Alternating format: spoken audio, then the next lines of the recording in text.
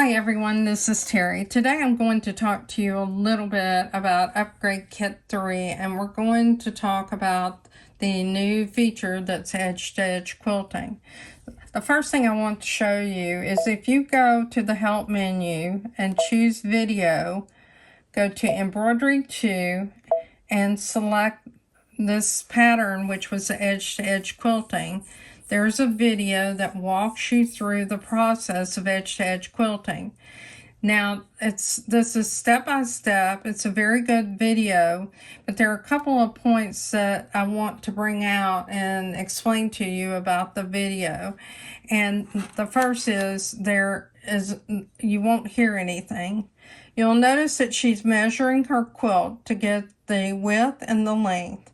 Now, if you're a quilter, you know, because fabric can, as you quilt it, you might have different measurements at one point and the second point and the third. So usually what I do for a large quilt, I measure it in 3 places and get the average.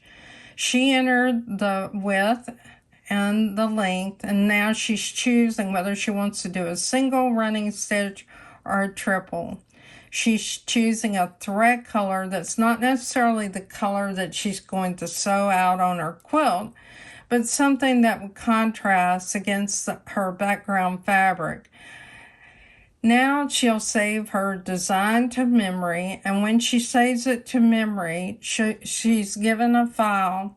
The first file is going to be an automated file. The other files are individual pieces. I can't imagine wanting to use the individual piece unless I had a different project and I wanted to use it. This is always going to quilt like you read a book, except you're going to quilt from the left uppermost edge across to the right uppermost edge. It'll stitch out reference marks, and then you'll do the second row, the third row, and so forth. So I'm going to stop this. You can watch this at your leisure, and we'll choose return. We'll close. So let's go to embroidery.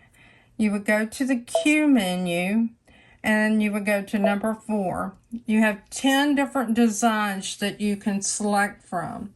One of the things that I want to show you about this is depending on the hoop size, it affects the size of the design.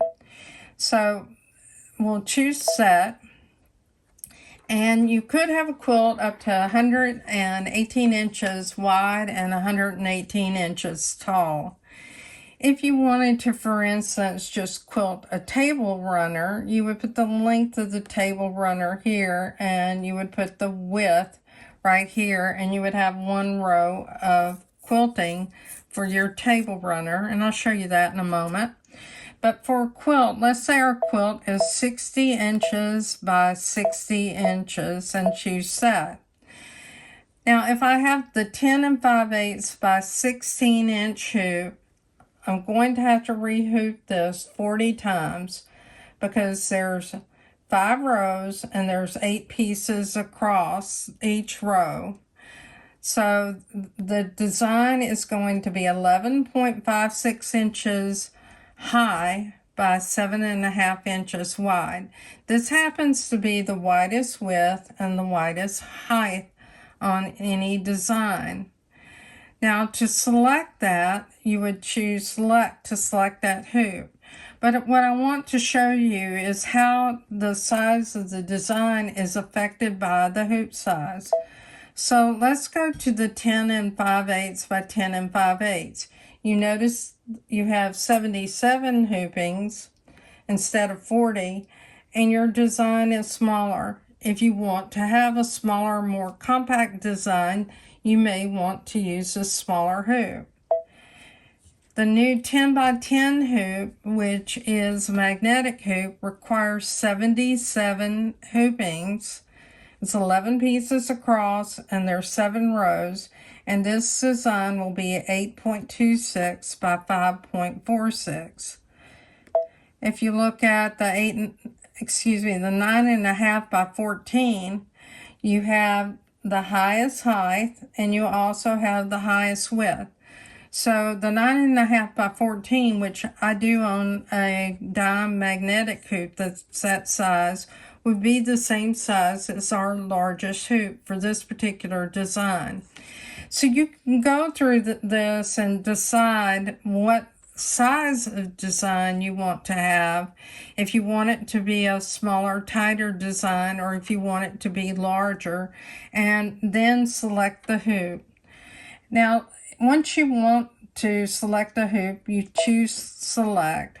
And now you have the option of telling it how you want this pattern to look. If you want each pattern to be the same, going from side to side, you would leave it as it is. If you want to flip them so they're back to back, this is what it would look like.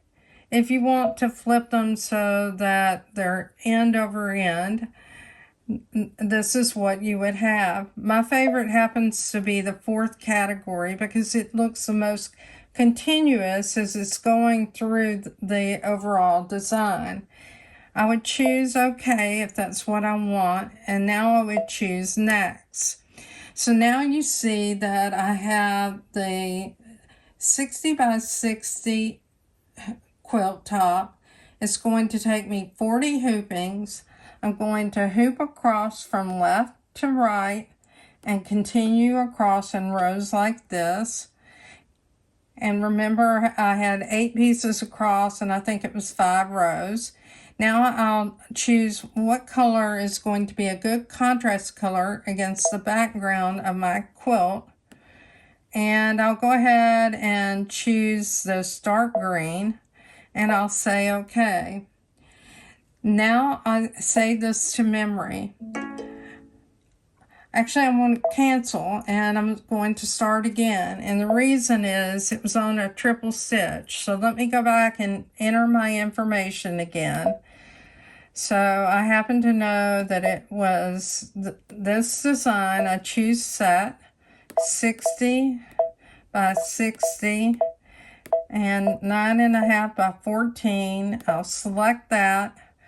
I'll choose that pattern, choose OK, choose next. I'll change it to single stitch. You see that right here. I'll go back and change the color for good contrasting color to this green, and I'll say OK. I'll save this to memory, and now it's saved. Now, when you go into the memory, you're going to see on the screen, I can see that it says 60 by 60, and there's 40 pieces. So when I select that file, I have the option of stitching out individual designs that you see here, which I don't want to do, or I'll use the automated method and press set. And this would walk me through the automated method that you'll actually see in that video. One of the important things is you want your batting and your backing to extend at least 4 inches on every side beyond your quilt top. Normally what I do for a big quilt, if I send it to somebody that does long arm work, I extend it 5 to 6 inches on every side, but they need to have at the least amount 4 inches, and they'll tell you what they need to have. The reason you want that is because you have to have something to hoop against. And you also need to realize that your batting is going to shrink. If you choose to be stingy, let's say, with your batting and your backing, or you just don't have enough of it, you can sew a piece of muslin onto the batting, and that will extend it so that you can actually hoop your fabric. All right, let's go ahead and choose OK. Now it's going to tell you where to start aligning. Now when I do record this with a small project, I'll walk you through the step by step. But I wanted to get you started, and I wanted you to understand the implications of the size of your design and the size of your hoop. Thanks everyone. Have a great day. I hope this video is helpful to you. Join me on Facebook and Just Stitching with a Brother Luminaire. And then look for me on YouTube and look for Terry with a Y Maffitt. Thanks and take care.